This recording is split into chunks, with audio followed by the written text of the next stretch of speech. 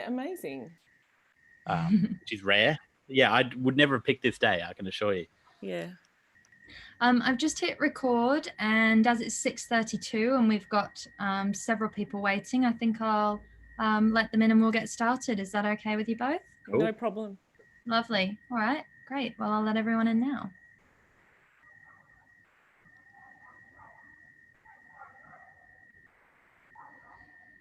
Hello, everyone. Thank you for joining us.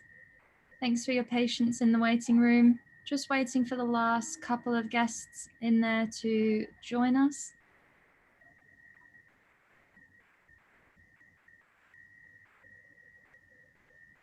Look at them all. Yeah. Hello. Oh my God, that's so cute. I can see hands. Lovely. All right. Thank you all so much for joining us this evening. I would like to begin tonight by acknowledging the traditional owners of the land on which I am currently seated, the Yagara and Turrbal people. I pay my respects to elders past and present and acknowledge that this always was and always will be Aboriginal land. It is my absolute pleasure to be here with you all tonight for this discussion of On Money with Rick Morton and Elizabeth McCarthy. Before I hand you over to tonight's speakers, I'd just like to really quickly reiterate some of the information that was mentioned in the email I sent you earlier with your link to join tonight's event. So you have all automatically been placed on mute and you'll remain so throughout the evening, but that doesn't mean that Rick doesn't want to answer your questions. He certainly does, and you can ask them via the chat box, which will come straight through to me when you type them there, and I will read them out towards the end of the evening. If you can't see the chat box right now, it should be towards the lower left of your screen. Don't worry too much if you can't find it, because I'm going to be posting the link that you can use to purchase your copies of On Money in that chat box soon. And when I do, it will pop up, so you will be able to find it then. And so I would now like to introduce Rick Morton. Rick has been a journalist and writer for over 14 years. His first book, 100 Years of Dirt, was shortlisted for the 2019 Victorian Premier's Literary Awards and the 2019 National Biography Award, longlisted for the 2018 Walkley Book of the Year, and longlisted for both Biography of the Year and the Matt Richell Award for New Writer of the Year at the 2019 ABIA Awards. Rick is the winner of the 2013 Kennedy Award for Young Journalist of the Year and the 2017 Kennedy Award for Outstanding Columnist. In 2019, Rick left The Australian, where he worked as the social affairs writer with a particular focus on social policy, and he is now a senior reporter for the Saturday paper.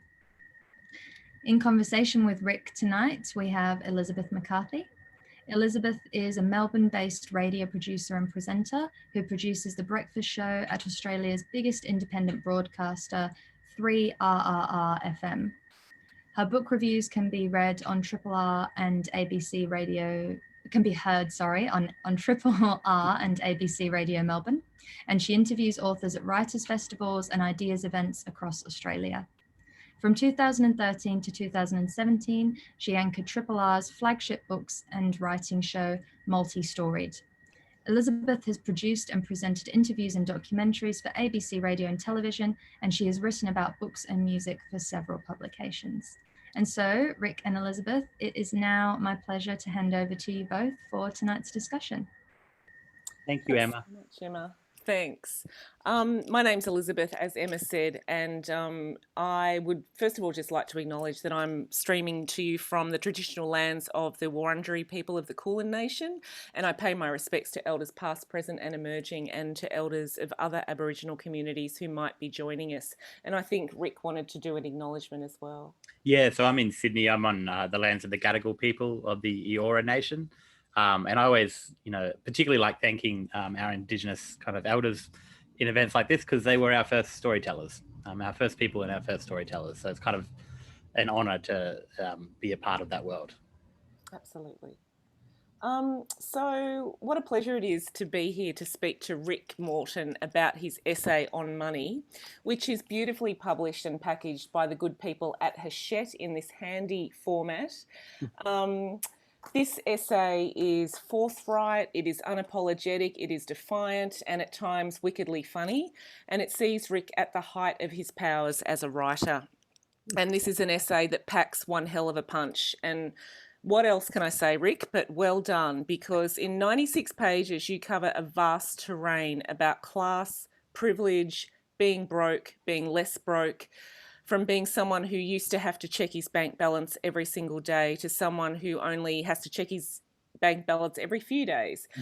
You explore the psychological impact of a lifetime of economic marginalisation and how that disadvantage plays out in terms of how the economically marginalised interact with the world, how the poor perceive their lot in life, and really significantly, how the poor are perceived, how the poor are systematically categorised and calibrated, and how the poor are continuously punished for being poor via government initiatives like robo-debt and punitive systematic curriculums such as the Work for the Dole program. So massive congratulations from me personally, Rick, and I'm sure many others, on this brilliant essay on money. Oh, I'm trying to learn how to take compliments as I get older, and I'm just blushing now instead. Let me embarrass you some more. That's really lovely. Thank as you. we progress. So let's get cracking on some questions, I guess. So tell us about what ground you wanted to cover in this particular essay that you felt you hadn't illuminated thus far in either your memoir or your journalism. Yeah, that's a great way to start, actually, because I did write about poverty quite a lot, obviously, in 100 Years of Dirt, my first book, to kind of lay the groundwork, I guess, for the family story. But the thing that I didn't get to delve a lot into is what happened when I left poverty, particularly with my attitude to money. And it was something that had kind of followed me and dogged me for years, because all of my friends, to a T, would just be like, oh my God, are you actually kidding me? Like, how can you still be like this? Like, why are you making these what look like terrible decisions and irrational decisions when you feel like you're clearly not completely silly? I've got a job. I didn't fail school. My mum always used to say to me, for someone who's so smart at school, you've got no effing common sense. And she was right. But the more I read about the issue, the more I read other accounts of people who had also grown up in poverty, particularly in the United States. And they discussed something that I thought only I had felt. And particularly this concept that money, we don't expect it to hang around because it never did. And I was like, holy hell, like that's something that I had felt but hadn't been able to enunciate. So I guess, writing this book was probably the biggest challenge, because the idea feels so concrete and real to me. But in terms of writing it and gripping it and putting it on the page, it's actually quite elusive. And I still, I still worry that, people will hear me talking about it and go, no, you just sound like an absolute dickhead with money, and there's not a bigger picture here, when there is. And a lot of people have been in touch with me since this came out to share their very similar stories, which has been heartening, I must admit. Because one of the things you explore in the essay is the way that growing up poor has impacted your brain and your mental health, and consequently your behaviour. And the impact on the brain of long-term poverty is something that we don't read about enough. Could you maybe just touch on a few things that you've learnt in your research about that particular aspect of poverty, the impact on the brain and subsequently on mental health? Yeah, it's a really important point. So I particularly in my first book, I was talking about these studies out of the United States where they studied the brains of kids who are in financial poverty, who were raised in financial poverty, and not just the surface area of the brain, but the actual volume of the stuff inside your brain was about, on average, 20% less than what they would get if they'd been raised in a somewhat middle-class family or even a rich family. Their actual brain is smaller. And the surface area is actually really important. That's why it's wrinkled in the first place. And that's really important, particularly when you get to what we call the executive function part of the brain. And the important thing about those studies is that they were shown that it's not because they didn't have the right food, and it's not because they had were subject to a worse standard of education, which is always true. It was the poverty itself, the stress of being in that situation that did it to the brain. All of those other things are multiplier effects. And that, to me, is one part of the story. And the other part of the story is what stress does to you. It's hard for me to disentangle the two elements, but I've got complex post-traumatic stress disorder, which was an emotional injury from my dad, essentially, from when I was a kid. And then I've got on top of that the stress of growing up in poverty. And I find as an adult, still a 33-year-old adult, when things get overwhelming, particularly, when I was trying to figure out how I'm going to pay my bills and how I was going to make ends meet, when things got overwhelming, I would just shut down. I would shut down and I would refuse to consider it any longer. And I think I refer to it in that part of the book where I talk about future Rick may as well have not existed. Because today Rick was the priority, and there was no guarantee in my mind that I was going to see tomorrow. So everything was about survival in the present. And all of those things add up. And I still, even just talking about it, someone asked me a question the other day, what was it like having to ask to borrow money from friends? And I immediately felt that same sense of panic that I used to feel when I was in that moment. And that's the stuff that sticks with you. And it really does. It's quite debilitating over a lifetime. There's a quote in this essay from Bertrand Russell, the philosopher, and it's a quote about how, I don't know if I've grabbed it, but it's a quote about how the rich find the idea of the poor having any leisure time at all completely obnoxious. I'm paraphrasing.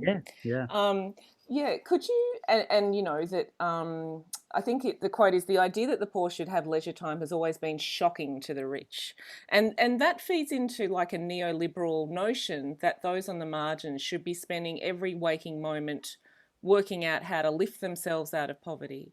And could you talk about why that is damaging? Why that that notion that the primary preoccupation of someone who's in poverty has to be to get out of poverty? Do you know what? The Bertrand Russell thing, he was so sharp. Obviously, he doesn't need me to endorse him. He did perfectly well in his career without my endorsement. But, he was writing in a time when the upper classes were typically lords or the landed gentry and people who had titles, and they didn't want the poor to have leisure time. They found it shocking because they were imagining the underclass doing precisely what they did with their spare time, which is get drunk, booze around, sleep with people you shouldn't sleep with, and essentially do nothing of use to society, which is what those upper class people were like back then. They made all the decisions, but their day-to-day life was one of leisure.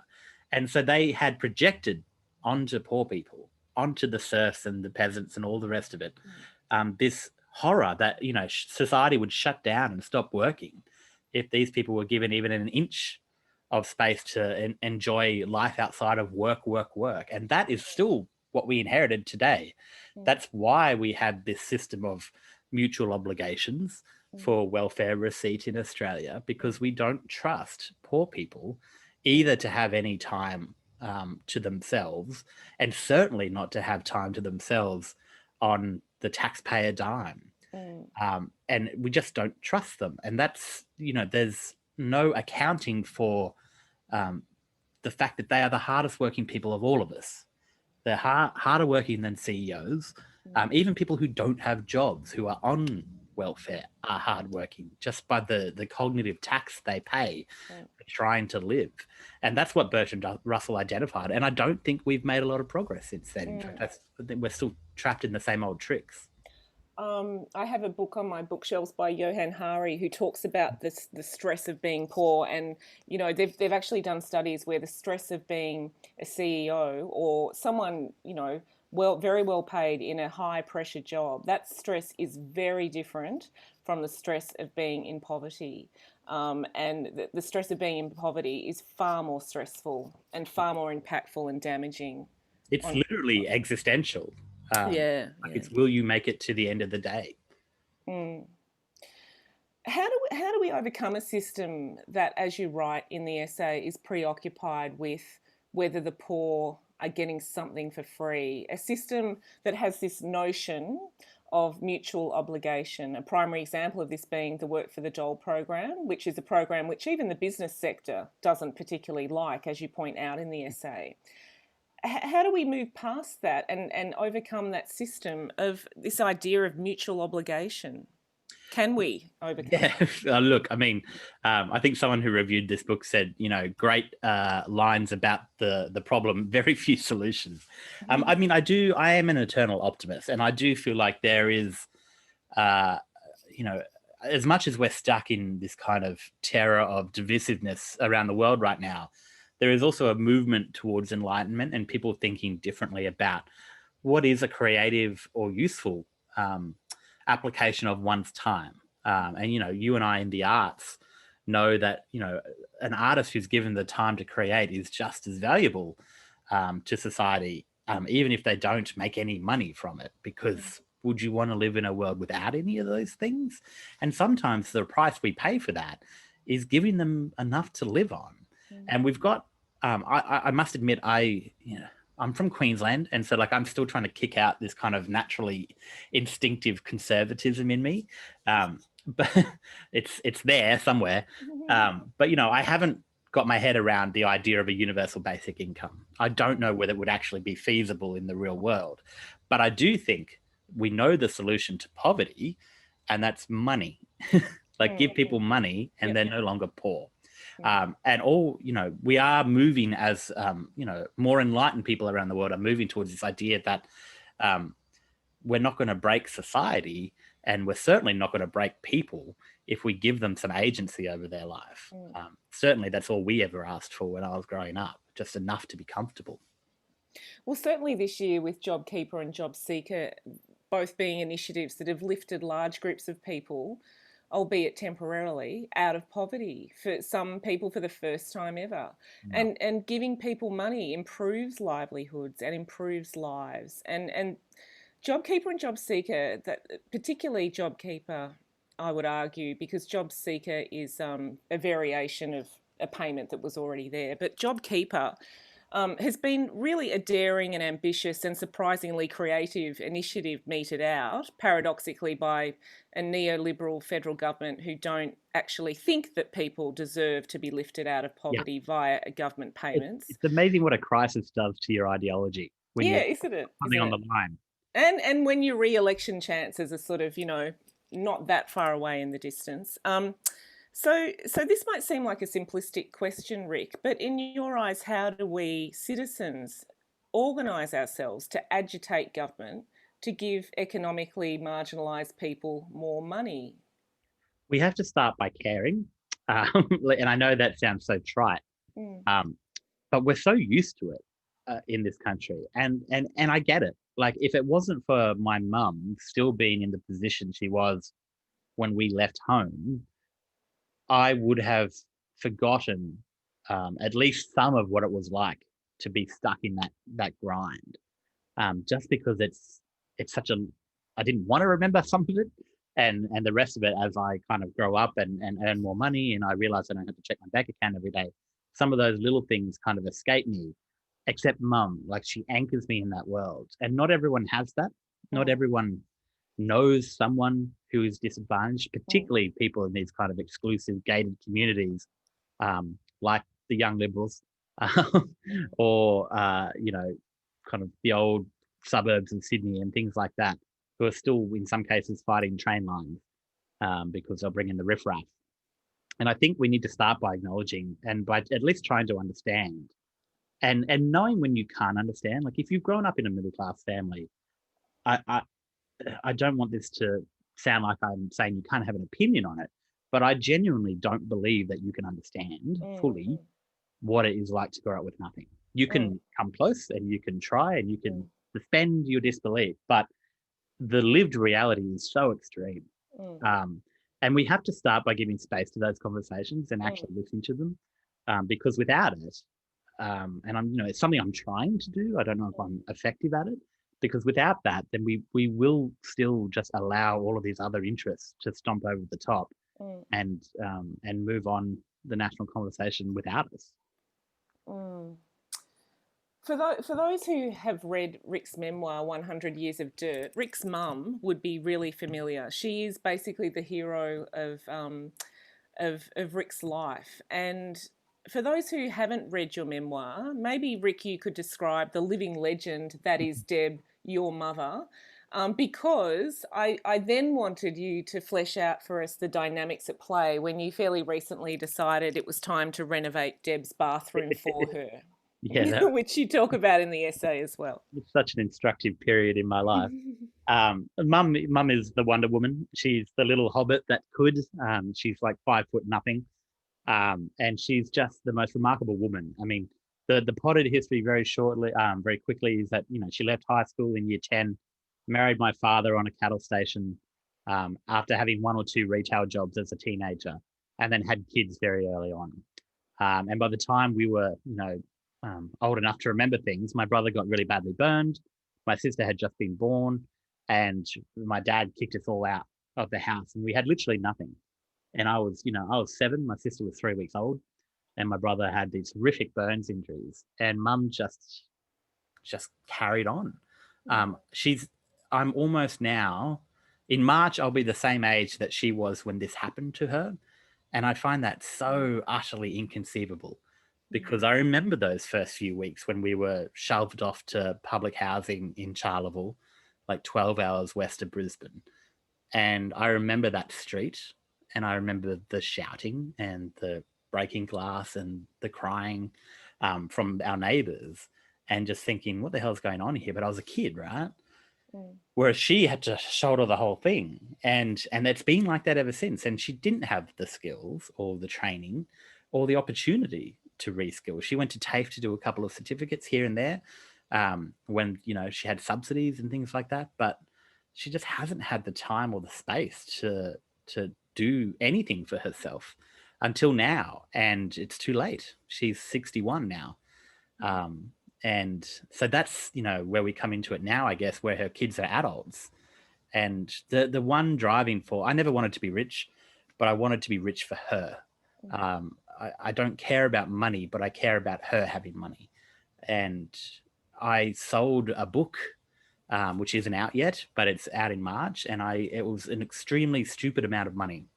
And I obviously, I'm incredibly lucky that it even happened to me, but I signed the contract. Do you mean the advance that you got, Rick, on the new book? Yeah. So the advance for my year of living vulnerably.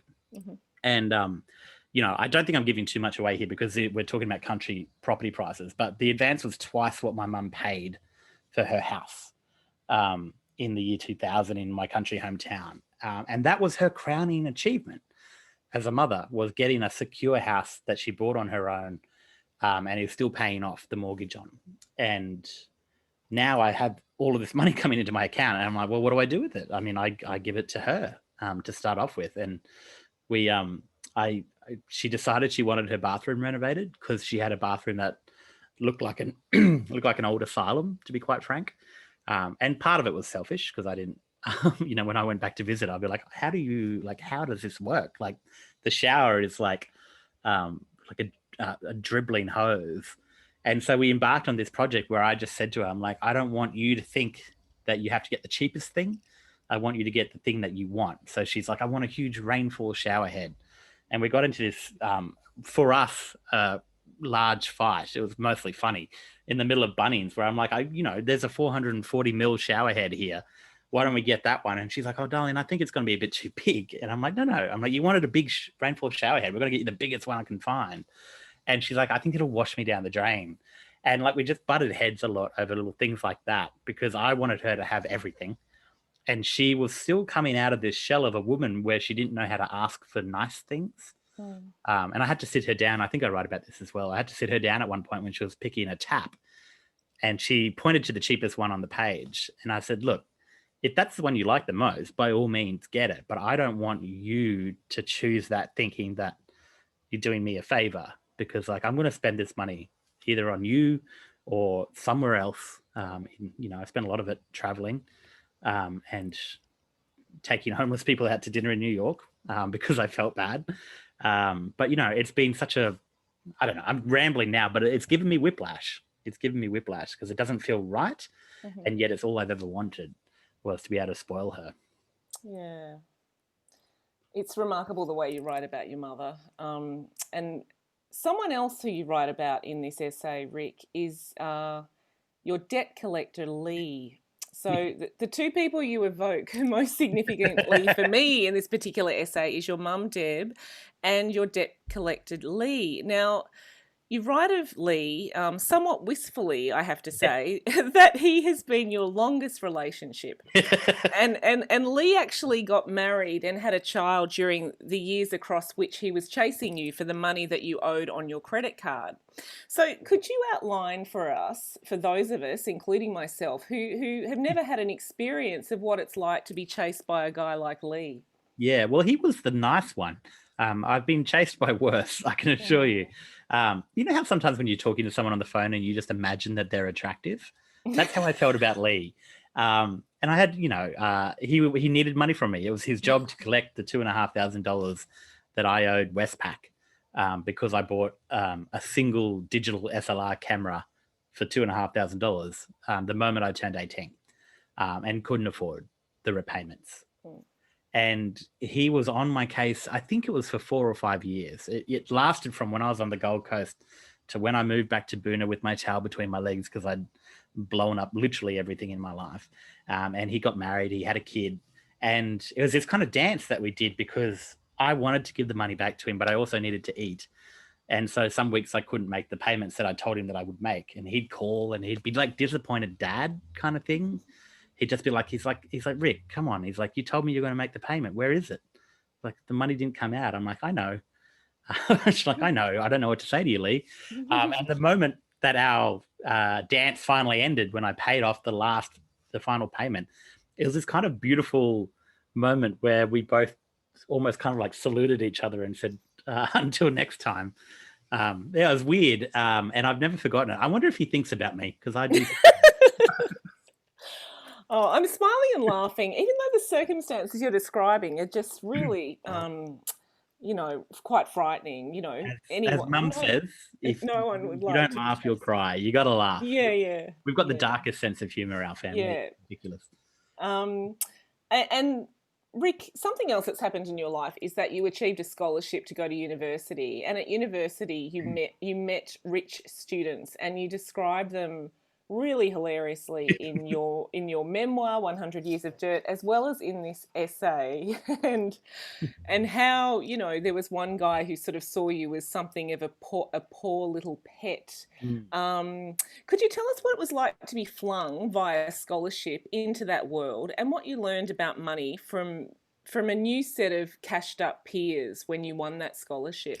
Yeah, it was such a weird time because this is the other thing I find really hard to explain to people. It's not just a financial poverty that we had a cultural poverty. And I knew nothing about the world. Like, I knew nothing. I knew that Princess Diana was rich. I knew that the Queen was rich. And beyond that, I didn't know wealthy people. I just didn't. We knew like the landed gentry in my country hometown. They were the rich people in town, but they didn't seem any more rich than the rest of us. I go to Bond University on a scholarship. And the reason I went there and not University of Queensland was because the scholarship came with a cadetship to the Gold Coast Bulletin, which was a newspaper. I got to start the job straight away. So to me, I'm like, and they just brought in fee help, because if they hadn't done that year, I wouldn't have been able to go, because it was only a half scholarship. So I still had to pay $35,000 in student fees for 2 years. And I just, being me, I'm just like, whack it on credit. I'll deal with that later. But I get to this university and it is ridiculously overpopulated with rich people. My flatmate, his dad was worth $250 million. I lived with the heiress to a Greek shipping company who was worth a couple of $1 billion. There was a prince. One of my other friends was the son of the minister or something of the Seychelles, who was overthrown in a coup. Like, just ridiculously silly roles that people have in the real world that I didn't even know existed, let alone had never met before. And then I'm there and I'm as poor as buggery. Like, I have not just no money, but no family money. Like, no, mum can't even afford to sling me $20. And I don't want to ask her to, because it would make her so stressed out. And that was so shattering to me, to my worldview. I think that was the kind of the start of the decline, because not only am I already all of these things, but I'm now in a strange place, 100 kilometers away from my hometown, from any of my support networks. And these people are living a lifestyle that is just so beyond my imagination. Like, I remember the first time I ever went to Sydney, I went with my flatmate Joe, whose father was worth $250 million, and we stayed at their place in Wallara. So my first ever trip to Sydney was in a $10 million mansion. And I was so, I think I wrote about this in Dirt, but I was so unaware of what the world was like that he told me that Bondi Beach was where the rich people kept their horses. It was just pasture and paddock. And I believed him. Like, I was like, of course, it's next to the beach. That makes perfect sense that they would put their horses there. And then we went to Bondi. I was like, hang on a second, you've had a lend of me. And that was like, he would just make jokes like that at my expense all the time. Most of the time they were good natured, but that didn't change the effect they had on me. You know, and I think I mentioned in this book, you know, after a dinner, he'd just kind of sit back and be like, oh, I'm as full as a public school. And I was the only kid from a public school that I was aware of at that university. You also point out that none of them appear to have particularly real friendships at all amongst them. It's actually quite sad. And I guess, you know, it's one of those classic, you know, every side has their good fortune and bad fortune. You know, they struck me as fairly empty people. Not all of them, obviously. Like Ginny, my flatmate, the Greek shipping heiress, was so lovely, but also so guarded, because most of her friendships in life had been based on people using her for her cash. Whereas I didn't even know for 6 months that she was worth anything. And then when she did, even though I had no money, I would always make a point of buying her a drink when we were at a bar, because I didn't want to be that guy. And I think that's the difference between the people I otherwise hung out with at that university. Most of them I didn't like, and I don't think they liked me, because they were just so judgmental.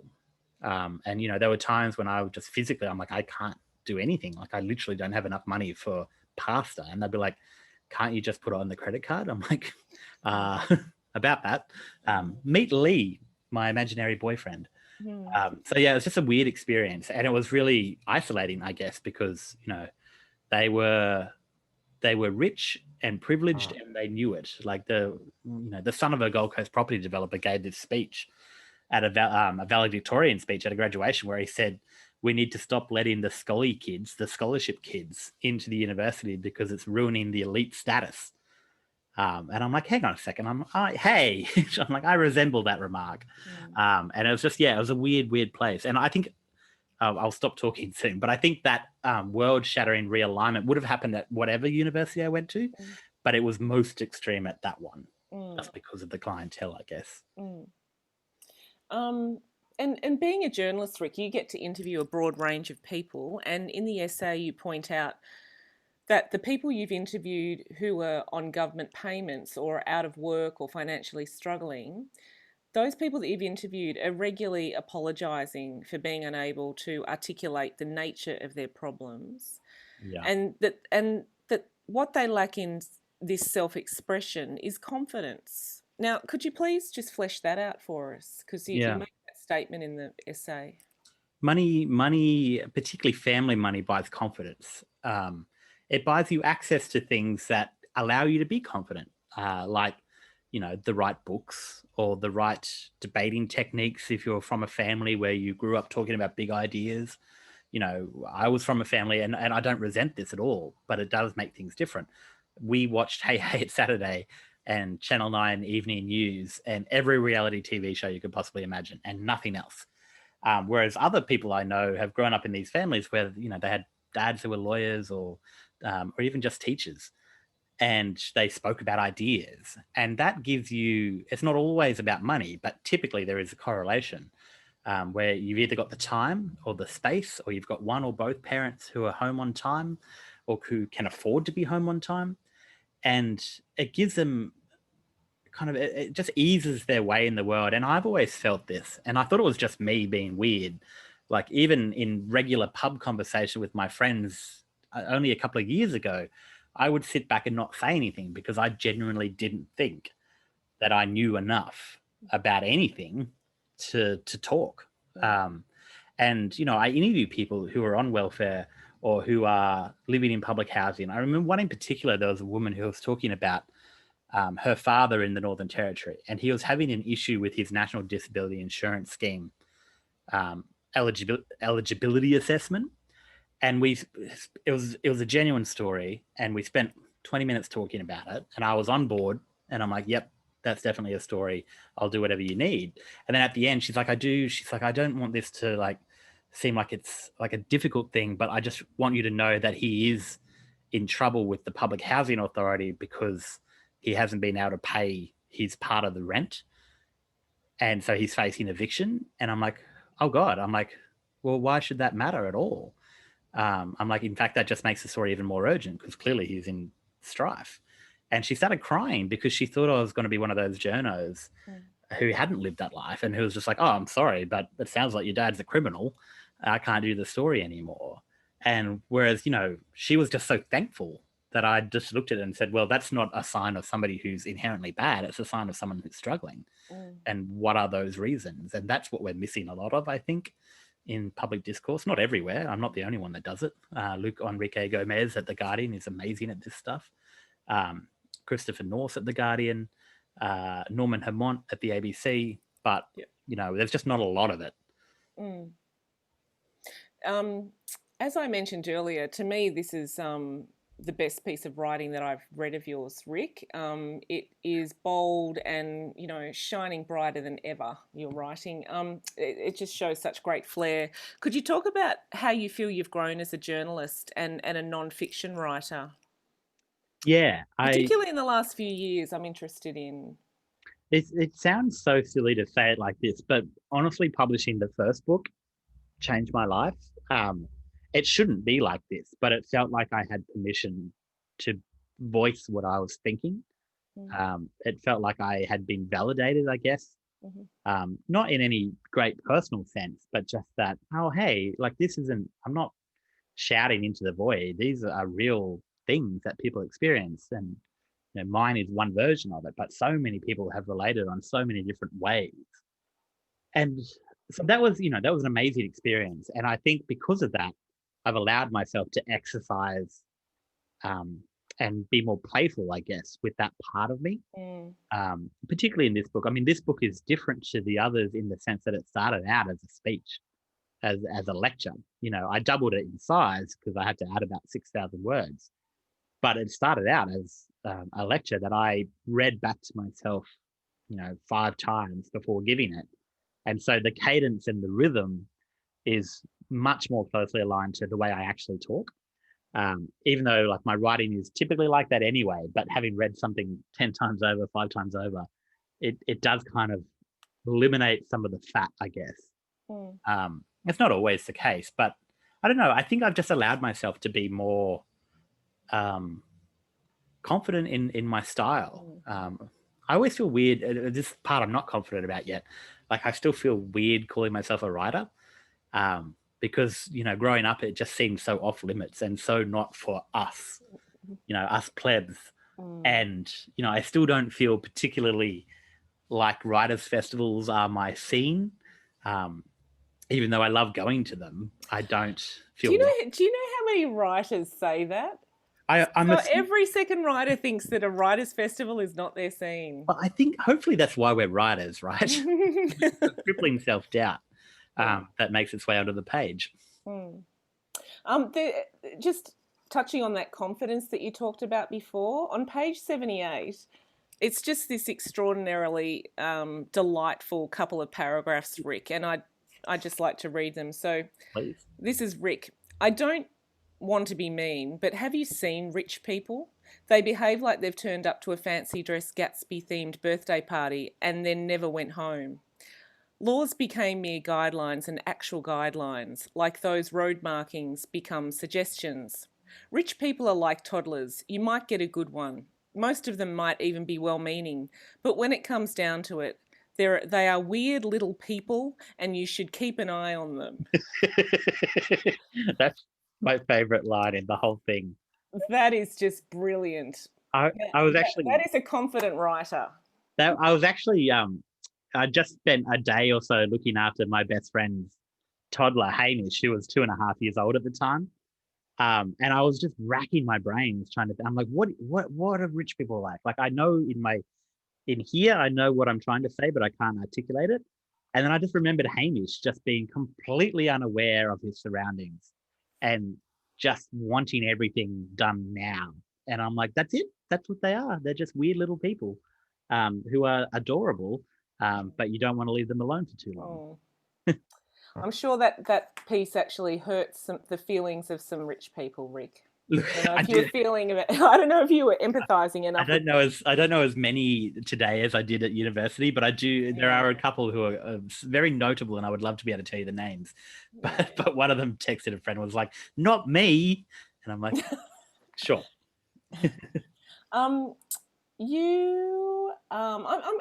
I guess I'm interested now in talking about how you've been working as a senior reporter for the Saturday paper for a while. Could you tell us about how you reckon your reporting skills have developed since your days at The Australian? Yeah, well, that's also quite interesting because I think my commentary and my analysis has developed because I'm no longer living in fear, I guess, of the editorial line. The Australian was very good to me for 7 years, and there were many, many good people within it. But I always put more pressure on myself to second guess what the editors would let me get away with, essentially. And, it became quite a craft to get, what I would consider an ordinary piece of reporting about poverty into the paper in a fashion that made me happy with the work I had done. And so there's a lot of extra effort, I guess, in terms of the reporting. Whereas, I'm at the Saturday paper now, I don't have to worry about any of that stuff. I'm free to, and I'm given the space and the trust, I guess, from my editors to research a topic and then say, this is the story. And you will be able to quibble with these debates around the edges, but these are the facts. And this is why it tells this particular story. And they trust me to do that. And, I remember having blow-ups at my old, at The Australian with editors when I was writing about millennials and home ownership. And they were just like, yeah, but you forgot about Keating's interest rate hikes and all the rest of it. I'm like, I'm not saying you didn't have a problem with affordability. I'm just saying if you look at the data now in terms of the gap between what people earn and what they're required to pay just to get a home, things have changed. But I wasn't allowed to even countenance that in the newsroom. Whereas, I've got a lot more what I would consider academic freedom if I were an academic. But I'm a reporter, and that's what reporting should be. Like, I don't consider myself to have a particular brand of politics. I know that lots of people would call me progressive, and lots of mean people would call me a lefty, and they're more than welcome to. But I have never looked at a story and been like, what would a left person write? Like, I look at a story and go, well, what does this mean for people? And if caring about people and the outcomes of policy on those people makes me a lefty, then so be it. But that's not how I approach any of my reporting. And it's so nice to work at a place where I get to do that. I like how I talk in sentences that never quite let you know when I'm finished talking. Well, I was talking to you before we started this live stream about how much I love the essay, and I think I've actually complimented you quite enough tonight, Rick. But you said to me that this is actually your favourite piece of writing too. Could you talk about why? Yeah, it's. I think I'm best when I'm brief, and I'm still battling this. I remember very clearly in year 8, I got a report card from my teachers, and my social studies teacher wrote in the report card, Ricky is, my name is Ricky. I just put it out there. She's like, Ricky is great. He's, excellent. We love him. He's very verbose though, and he needs to be careful about that. And I read it with mum, and I was like, the fuck does verbose mean? And we both looked it up in the dictionary, and it's like too wordy. And I remember going, all right then. And from that moment, I've been in this battle of the wills against my instinct to overwrite. And, a format like this where there's not a waste. I don't think there's a wasted word in it. And it's quite nice. I mean, part of me is like, I love writing big books that are 300 pages and whatever. They look nice on a shelf. But this, I think, is tight and concise, and it says a lot more than something, in 250 pages could say, because there's no getting around it. You just got to write what you mean. I like it. I don't like anything I write, but I like this. I'm so glad you do. We might throw to Emma, who I think has some audience questions now. Is that right, Emma? Yeah, we actually haven't had any audience questions come through, but we have had several compliments coming through about how great a conversation this is and what a generous soul, I'm quoting, Rick is to open himself up to us. So I think perhaps it might be best if we continue the conversation, if you like. Would you perhaps like to talk? Somebody's actually just messaged and said, can you talk a bit about ScoMo? Your thoughts on Have a Go, Get a Go? Oh, yeah. So this is the people just keen to keep hearing you talk, Rick. Well, can someone tell my mum that? She would find that very funny. This is actually like Louise Adler. This whole book was her idea, and she used to be at MUP. She's now at Hachette. And she was like, can you talk specifically about Scott Morrison's Have a Go, Get a Go? And it's where she's very smart, because that's what this whole thing is about, right? And I remember sitting down and just going, what is it that I don't like instinctively about that slogan, apart from the fact that it's just very bad English? And the thing I don't like about it is that it's a much trickier and more sneaky way of saying, if you're poor, it's your fault. Because he's essentially saying, if you are where you are, you haven't had a go, because all of the goes are out here to be had. Like it's some kind of go buffet, which is not true. And I didn't get to put it in this book, but I wrote about it for The Guardian. The Anglicare survey in May, there were 116 job seekers for every entry-level job in Australia. 116 job seekers for every entry-level job. The pure arithmetic of that tells you that the column of goes had is a lot higher than goes received. I don't know why I'm doing this with my hands. Imagine a column, a bar chart. And that's what I hate about that slogan. I mean, that slogan is so tone deaf, and it just gives away completely that he does not, either willfully or just by accident of birth, does not and cannot understand why it is that people are where they are. And certainly I've just written about the Productivity Commission's mental health inquiry report last week, which is wide-ranging and goes beyond health policy. And they talk about a whole bunch of government programs, particularly housing and social security, where the damage done is actually greater than the purported savings to the budget, because you're actually making people's lives worse. You're actually harming them. I mean, robo-debt is a malicious example of something that was intended to get money from people that never existed. Those debts did not exist.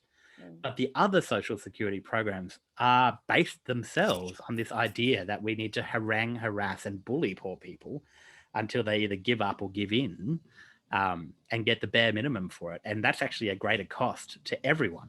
And, a slogan like Have a Go, Get a Go does nothing to penetrate that problem or to discuss it in any nuance. And it's quite sickening, to be quite honest. I try to give a lot of people a fair-minded hearing, but I just don't think he's there on that score at all. To me, it reeks like I've recently been watching The Crown, and it really does reek of that Thatcher neoliberal, conservative. The idea of have a go, get a go, or whatever the stupid slogan is. I mean, it's if you have a go, you'll get a go. Yes. It really does, sort of harken back to, Reaganism and Thatcherism, and certainly, that kind of ideology that I'm old enough now to remember. Well, I mean, like we've seen the consequences of that ideology as well. And we've seen it for the first time on like a global scale experiment of what happens when those neoliberal pet projects fail and become public health hazards. We've seen it in the insecure work. We've seen it in the terrible conditions in aged care homes where we thought we could get by on, you know, terrible pay and almost no training for personal care workers with very few nurses on shift. We've seen just this year what happens when we get that wrong. And, you know, the fact that we haven't been able to move this conversation on is a failure, certainly of mine, but all of us, because we need to be able to make those positions clear because they are hurting us. They're hurting everyone, not just the people who are stuck in poverty. Absolutely. Are there any other questions, Emma, coming through? Yeah, now we've had a couple coming through. There they go. We've had one from Irene. Irene says, Rick, did you ever have any contact with your father after he threw your mother and you and your siblings out of your home? And did he ever provide any support to your mother, financial support to your mother? So this is a very good question. We did. This goes to show the kind of woman my mum is. You know, my dad had an affair with our 19-year-old governess while she was in hospital 1,200 kilometres away with my brother in a burns ward and my newborn sister. And I was stuck at home having to witness the whole thing. And so that's the kind of starting ground. He sold the car that was jointly in their name. He sold it on his own and kept the money. He fought child support every single year. And most months was paying $21.60 for 3 kids. And mum still was of the opinion that my brother and I, at least, my sister was too young, she was still a baby, should go out and see him every other school holidays because she thought it would be good that we still have a relationship with him until we got old enough to decide for ourselves what we wanted. And so, you know, I went out to every single cattle station that he lived on in the years since, to Tranby Station, to Green Hill Station, Kamato, Tambo Station, and a bunch of others whose names escape me right this second. Until we both got to high school, my brother and I, and we're just like, we can't do it anymore. Like they were 21, 22-hour bus trips each way because he wouldn't pay for a flight, even though he could. And we eventually, my brother and I just decided that we didn't want to do it anymore. It was too awkward. He was not a particularly engaged father. He always pretended to be, but he was a very damaged man. And so we just stopped. And I saw him a few times as an adult. The last time I saw him in person was when my brother, who just started sliding into a drug addiction, was meant to come with me to Toowoomba in Queensland. And my brother refused to leave his room. And because I have this weird sense of obligation, which might be the Catholic guilt or the gay kid desperation in me that needs everyone to love him, I went on my own to go see my dad in Toowoomba, even though we didn't have a great relationship and I was never his favorite. And I got there and the first thing he said to me was, "Where's your brother?" And it was the most awkward coffee that lasted for about 20 minutes. And then I was like, all right, well, I guess I better go. And that's the last time I saw him. I think that was in 2008. That's a fun note to Yeah. end that question on. Thank you. I have since met many amazing dads. No, thank you. You responded to it really well. We've had another one from Jennifer who said, have your coping mechanisms changed over this time? And she also says perhaps a better way to phrase that could be, could you share the effects that your coping methods have had as you appear to have become more confident? That's an amazing question. So yes, they have become better. And I wish there was a shortcut. There's really not. I mean, I've been in this slow process of discovery, I guess, certainly for all of my 20s, but it's still going. I've had relapses. And the only thing that has helped me deal with both the complex post-traumatic stress disorder and the more generalized kind of anxiety and panic and stress that I get from everyday life and being overwhelmed is being aware of the physiology of what's going on in my brain. I haven't, in the worst of it, I haven't been able to talk myself out of a panic attack or being triggered. And and dissociating. But I have, in the last 7 years, been able to make headway, I guess, on the severity of those episodes. So, in 2015, I blew up everything, just made just terrible decisions and cut everyone off in my life, which thankfully they never accepted, but that's what I was trying to do. And since then, I've learnt to kind of control these things and at least speak more openly to people in my life about what's going on and why I'm of the understanding that it is. And it's not easy at all. Is that through counselling, Rick? A lot of counselling. I must admit, I've now seen 8 psychologists in the last 7 years.